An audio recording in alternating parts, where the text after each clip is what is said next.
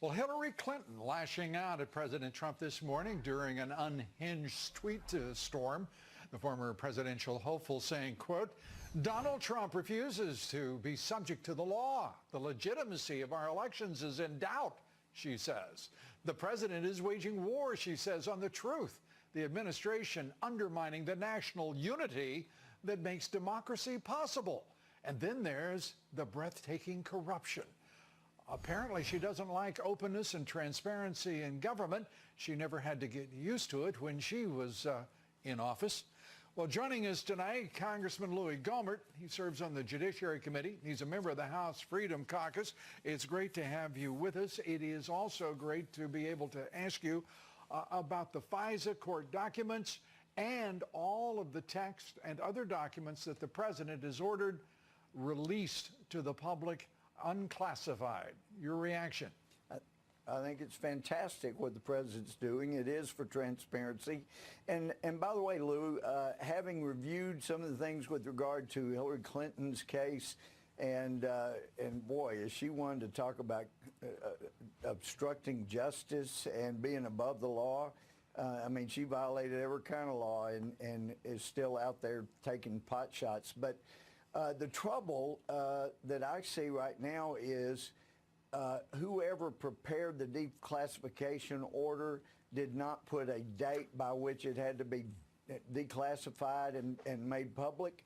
And therefore, he still has enough deep staters in the Justice Department. Of course, Jeff Sessions recused himself, so you got Rosenstein.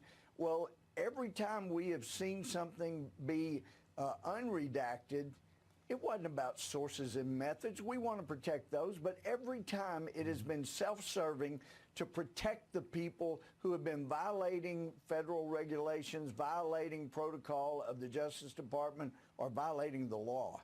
And so it's kind of calling wolf one too many times to be saying, gee, this is terrible. No, it's transparency, and the American people need to see just how bad the DOJ was weaponized and was utilized. And, you know, you hear people like Brennan and others, my word, the damage that man has done. And then Comey, for heaven's sakes, McCabe, Strzok, all these people, they need to have their day in court where they're on the other side of the courtroom than where they're used to. It's outrageous what they've done. So I look forward to these things being declassified. The president did the right thing, and I'm looking forward to people finding out what it says, and that stuff they wanted redacted actually was self-serving to people like Rosenstein, Strzok, McCabe, Page, all those kind of people. The people who want to hide all of their nefarious activities as part of the most corrupt. It is not outrageous. Most corrupt. John Mitchell could never have dreamed. John Mitchell could never have dreamed is a whole other place. It is an absolute cesspool of the most toxic political corruption imaginable. And to hear Brennan, by the way, let's be very clear. Oh, God. And this intelligence community that was led under President Obama is equally as corrupt and equally as nefarious as anything that was being pulled or attempted by the Justice Department. It's disgusting. These FISA documents. Well, we know Brennan and some of the others had, let's see, was it Brennan voted for communists? I did not know until last week I saw an article from 2003 where Comey was bragging that, I was a communist until I became whatever I am now. I never heard that. Comey the communist. How about it? Who knew that? It was amazing. Well, you always bring fresh insight to every one of these issues, Congressman. Comey the communist. Who knew? Turning to these texts, we've heard from Devin Nunes. We have heard from others, including Chris Farrell of the Judicial Watch, that there is no reason why there should be any delay on the documents, the 20 pages from the FISA court application for surveillance. There should be no, in their judgment, reason for delay on producing these unredacted texts.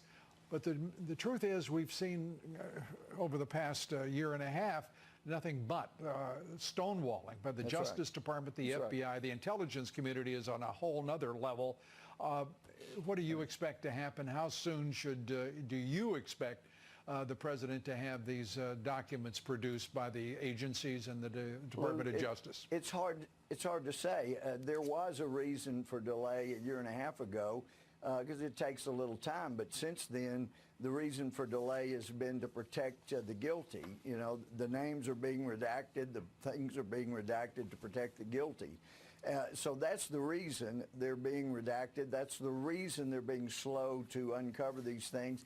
And don't forget ever for a moment who's in charge at Justice over all of this. It's Rosenstein, the guy that was part of the original Russia investigation that helped Mueller and Weisman keep it tamped down so that Clinton could approve the deal with CFIUS and they could get $145 million into the Clinton Foundation. So Rosenstein, that same guy, he has a strong motive for keeping this suppressed at least past the election, as he hopes and prays the Democrats get at least one of the House majorities so they can protect him from prosecution.